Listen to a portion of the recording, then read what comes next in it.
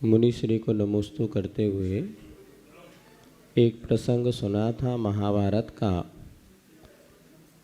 कि महाभारत का युद्ध पूर्ण हुआ, कौरवों की पराजय हुई और पांडवों की विजय हुई। और जब पांडव विजय हुए तो अर्जुन जिस रथ पर सवार था वह रथ वापस जब पहुंचा हस्तिनापुर में तो अर्जुन के रथ के सारथी श्री कृष्ण थे। अर्जुन ने सोचा मैंने इतना बड़ा महाभारत का युद्ध जीता, निश्चित मुझे सम्मान मिलना चाहिए।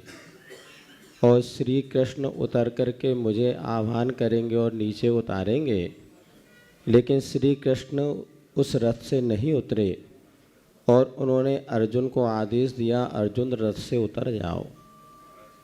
अर्जुन को मन में बड़ा बुरा सा लगा कि मुझे पहले उतरने के लिए कहा जा रहा है, फिर भी श्री कृष्ण का आदेश था तो सिर माथे करते हुए अर्जुन उस रथ से उतरा।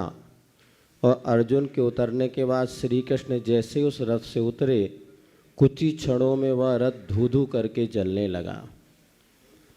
और वह तब अर्जुन को समझ में आया कि मैं सोच रहा था कि मैंने युद्ध जीता, वास्तव में यद्यपि श्री कृष्ण ने कुछ नहीं किया, किंतु यदि श्री कृष्ण जब तक रथ के सारथी बने रहे तब तक कोई भी शक्ति अर्जुन का बाल बाका ना कर सकी। निश्चित है संसारी प्राणी किसी कार्य की पूर्णता होने पर उसका श्रेय या सफलता का श्रेय चाहता है।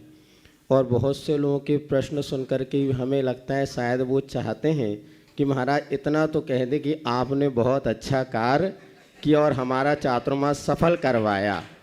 वास्तव में चातुर्मास या किसी भी कार्य की सफलता में किस तरह से हमें अपने विचार रखना चाहिए जिससे कि हमारा जीवन जो है विकसित हो, ना कि पतन की ओर जाए, आप बता के कृतार्थ करें। नमोस्तु मेरे। देखिए महाराज जी ने बहुत ही गंभीर सवाल यहाँ रखा है। हम सबको बहुत गहराई से चीज़ों को समझना चाहिए। मैं इतना कहूँगा कि हर अर्जुन को समझना चाहिए कि मेरी महाभारत के विजय दिलाने वाले श्री कृष्ण कोई और है। मैं दिख रहा हूँ पर पीछे से कोई और है। मैं तो केवल निमित्त हूँ, करता नहीं। यदि ये भाव हो तो मन में कभी अभिमान उत्पन्न नहीं होता। अपनी उपलब्धियों पर हर्षित होना बुरा नहीं है, लेकिन अपने उपलब्धियों में डूब जाना अच्छी बात नहीं है। अपने जीवन में कभी भी कोई भी उपलब्धि अर्जित करो, उसका श्रेय औरों को देना सीखो। जब हम अपनी उपलब्धियों का श्रेय औरों को देते हैं तो हमें दो लाभ मिलता है। एक अभिमान गलता है, दूसरी आसक्ति मिटती है। अभिमान और आसक्ति इन दोनों के मिट जाने से जीवन में सरलता आती है।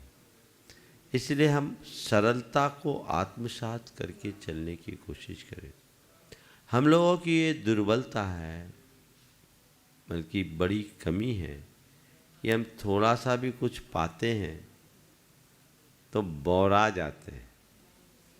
हमें उस भूल से बचना चाहिए और संपूर्ण जीवन में इसे एक मंत्र के रूप में आत्मसात करना चाहिए, तो निश्चित बहुत अच्छा होगा।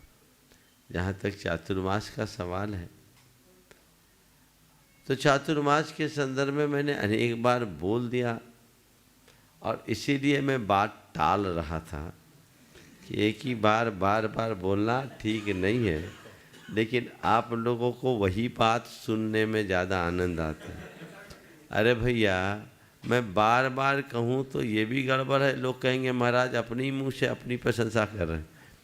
ध्यान रखना, मेरी उपलब्धियों का बखान यदि मुझे करना पड़े तो ये मेरी कमजोरी है, और मैं कुछ पाऊँ, दुनिया मेरा यशोगान करे तो ये मेरी उपलब्धि। हमेशा इसे एक मंत्र के रूप में रखो। हम कितनी भी बड़ी उपलब्धि करें, अपने मुंह से क्यों बोले? हीरा मुख से ना कहे, बोलो। सब तो जानते हैं, लेकिन फिर भी आज हीरा की बात तो जाने दो, कांच भी अपना मूल्य बोलने लगा है। तो इससे क्या होगा? और कांच को बोलना ही पड़ता है, लेकिन हम हीरा बने तो कभी हार नहीं पाएंगे। वो हमारे जीवन को बेहतर बनाएगा और वो हमारे जीवन की उपलब्धि का आधार बनेगा।